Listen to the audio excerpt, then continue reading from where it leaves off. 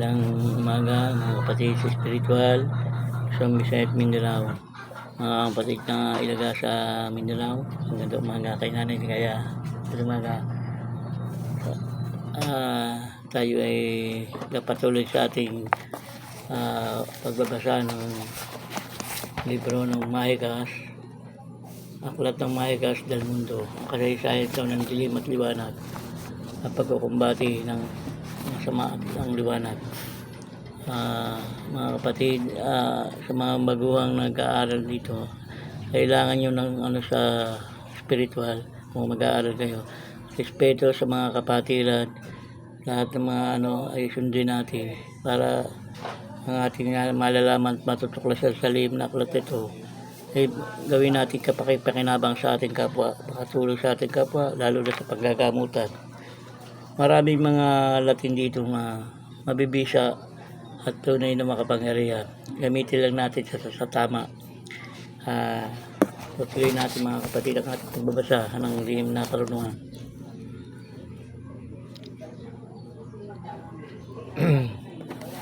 Nandito na tayo. Kapangyarihan lihim ng salita ng Lux Bell. Kaliwanag. Ang salitang Lux ay liwanag. Ang mga liwanag ay ang bell ay sumasaka dilimang di nakuha ni Lucifer ang salitang Lux na ang ibig sabihin ay Diyos na buhay. Ang sumasaka niya ay ang bell na pagkapinuno ng kadiliman na ang ibig sabihin ay nakatali kung pagsasamahin. Ang salitang Lux Bell ay isang pinakamatibay na kapangyarihan na maaring ikawasak ng daigdig. Ang salitang Lux ay banal. Ang Bell ay kawakasan o digmaan sa Diyos laban sa kapwa Diyos. Noong binigay ng Diyos kay Lucifer ang pangalang Beka, ay kinuha sa pangalang Lux. Itinago ng Diyos ang Bell sapagkat batid ng Diyos ang magaganap na kung ibibigay niya ang kabuuan ay maaaring ibaksak ng lahat ng mga kuros na siyang bumubuo. Ang buong akala ni Lucifer ay nakuha na niya ang lahat ng lahat. Nagmalabis siya sa biyayang pinagkaloob sa kanya.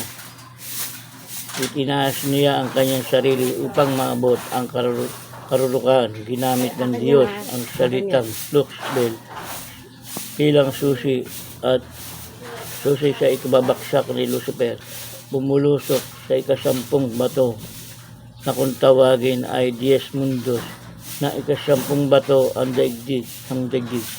Nakulong sa loob ng bato si Lucifer, binilanggo sa loob ng 5,500 taon, at sa dakong huli ay pinalaya ng Diyos si Lucifer. Ang buong akala ng Diyos ay magbabago si Lucifer, ngunit nakihimok ito laban sa kanyang mga kapangyarihan. Ilang revelasyon ng malaking takot si Lucifer sa Diyos, magkus batid ni Lucifer na maaari muli siyang ikulong ng Diyos matagal na pagkakabilanggo sa loob ng bato. Sa oras na siya ay makipaglaban,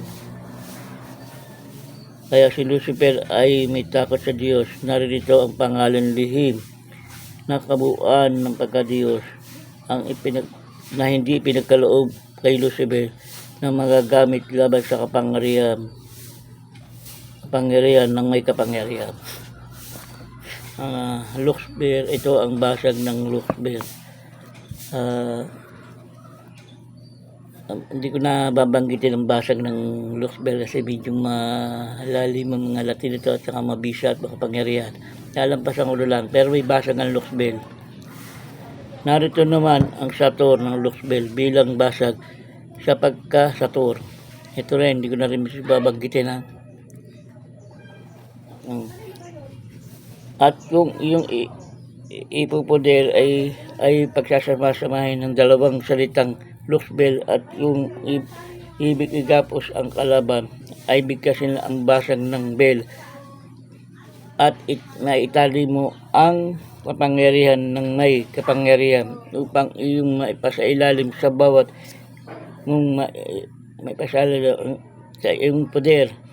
At kung ibig mong mapasakamay ang lahat ng kapangyarihan na ginamit, ay bigkasin mo ang basag ng luks at ihihip sa kaunting tubig o isang basong tubig, at iyon ay inimin bilang pinakamatibay na poder at hindi kayang gapiin. Hindi naman.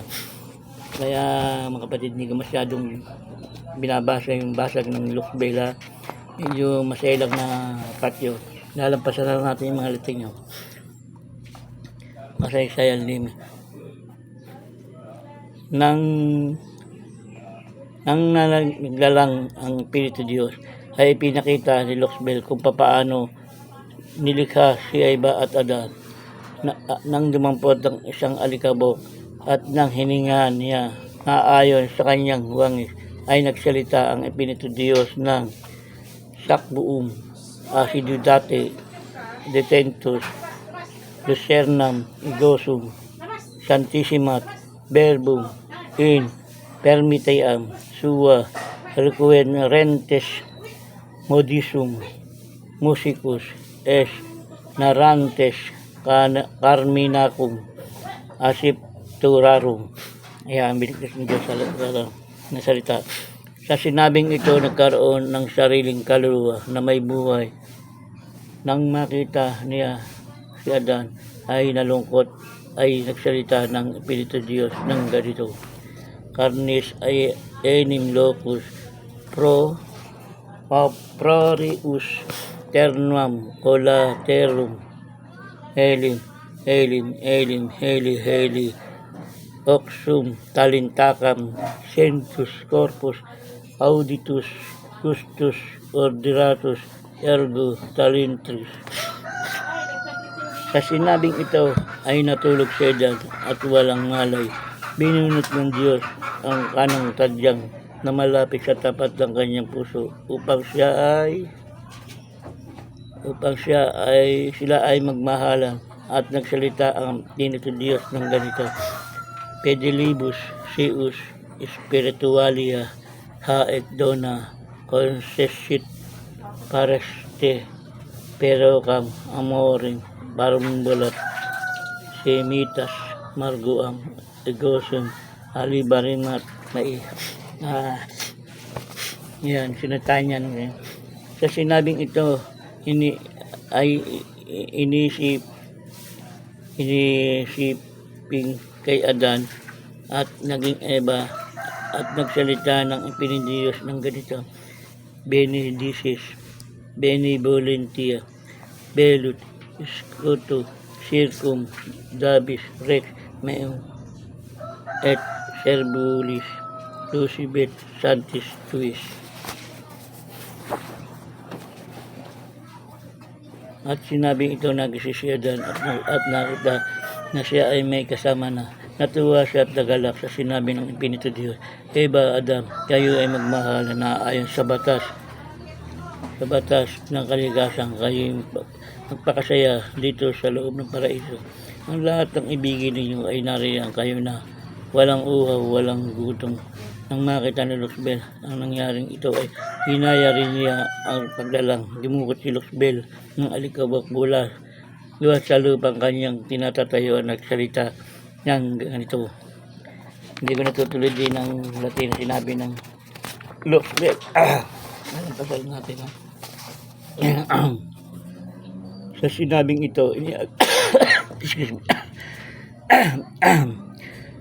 Sa sinabing ito ay nihagis ni Luxbel ang alikabok at nagsambitan ng mga punong tao. Ito ay naging matsi na hindi perfecta, na may buntot na animoy itsurang tao. Sumama ang loob ni Luxbel sa kanyang nilikha, at nagtanong si Luxbel ng ganito: ay ganito ang kanya sa sarili, bakit ganoon ang nangyari? Hindi ganun nakita ko sa bathalang kapangyarihan, kaya ko rin namang tumalang, itaas ko ang aking kapangyarihan, sabi ni Luxbel. At nang marinig ng Ipinidiyos ang sinabing ito, Luxbel ay tinawag siya ng Diyos, at sinabi ng Ipinidiyos: Luxbel, sambahin mo ko, ang aking larawan. sa aking mga kaworkers na aking nilalang. Ang sagot ni Lukbel ay ganito: hindi ko po masasamba yan, Ama, sapagkat sa alakabok ng galing, samantalang ako'y nanggaling sa espiritu ng apoy. Sila ay kaya kong tuksoin. Ang sagot ni Lukbel: sa Espiritu Diyos na makapangyarihan, ito ay hiyaya ng Espiritu Diyos ng hindi mabuting salita ay namutawi sa bibig ni Lukbel. At ito ay sagot naman ng Espiritu Diyos ay ganito: bahala ka, at umalis na ang makapangyarihang lumikha at iniwan si Lukbel. Yan ang mixing kasaysayan na aklat nito. Magandang gabi, umaga pa sa inyo lahat. Dito lang muna po tayo. Susunod na natin talakayin ang mga iba-ibang kasaysayan nito. Maraming salamat mga kapatid.